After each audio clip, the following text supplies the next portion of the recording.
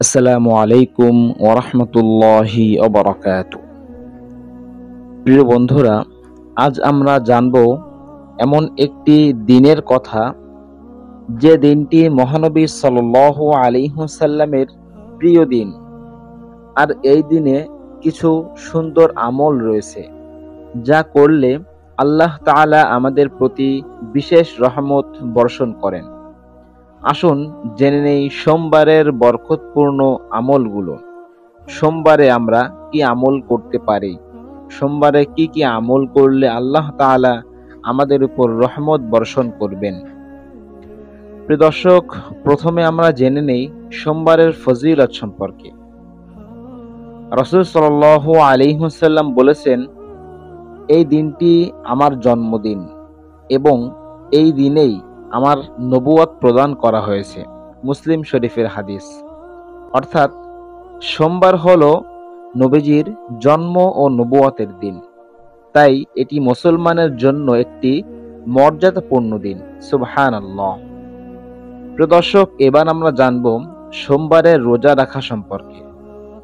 রাসূল সাল্লাল্লাহু আলাইহি ওয়াসাল্লাম প্রতি সোমবার ও বৃহস্পতিবার রোজা রাখতেন। তিনি বলতেন, এই দিনে আমার আমল আল্লাহর কাছে তোলা হয়। আমি চাই আমার আমল যখন উপস্থাপন করা হয় তখন আমি রোজাদার থাকি, আমি রোজা অবস্থায় থাকি। তিরমিজি শরীফের হাদিস। প্রিয় দর্শক, সোমবারের দিন রোজা রাখলে আল্লাহ তাআলা আপনাকে কি কি ফজিলত দান করবেন, এবার আমরা সেটা জানব। প্রথমত, আল্লাহ তাআলা আপনার গুনাহ মাফ করে দিবেন। দ্বিতীয়, আত্মা পরিশুদ্ধ হয়। তৃতীয়, সুন্নাহ অনুযায়ী আমল হয়। চতুর্থ, আল্লাহর ভালোবাসা অর্জিত হয়। প্রিয় দর্শক, আমরা যদি সোমবারের দিন রোজা রাখি তাহলে কিভাবে নিয়ত করব?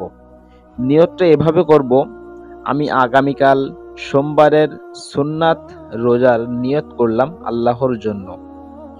প্রিয় দর্শক, এবার আমরা জানব বিশেষ দোয়া ও ইস্তেগফার, যেগুলো আমরা সোমবারের দিন করব। সোমবারে বেশি বেশি ইস্তেগফার করা উত্তম। যেমন আস্তাগফিরুল্লাহ, আস্তাগফিরুল্লাহ বারবার বলা উচিত।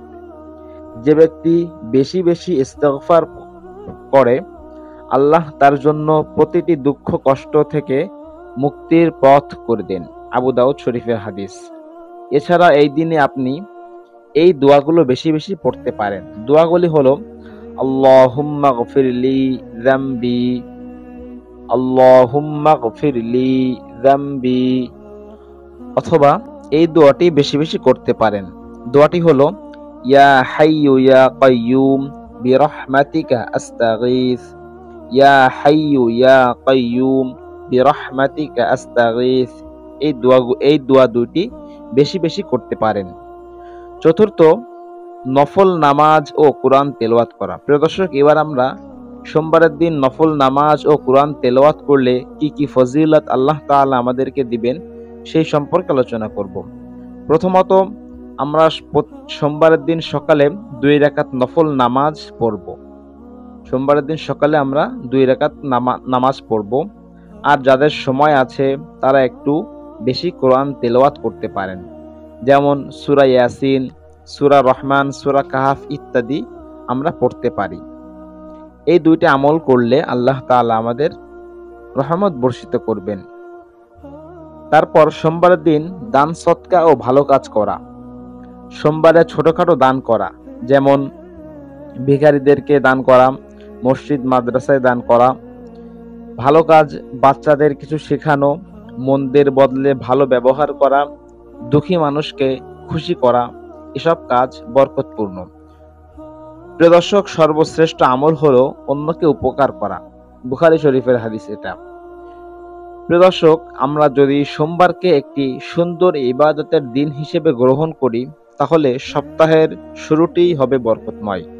যেমন আমরা রোজা রাখবো, ইস্তেগফার পড়ব, নফল নামাজ পড়ব, দান করব, দোয়া করব। এসব নিয়মিত করলে ইনশাআল্লাহ আমাদের জীবন হবে সফল।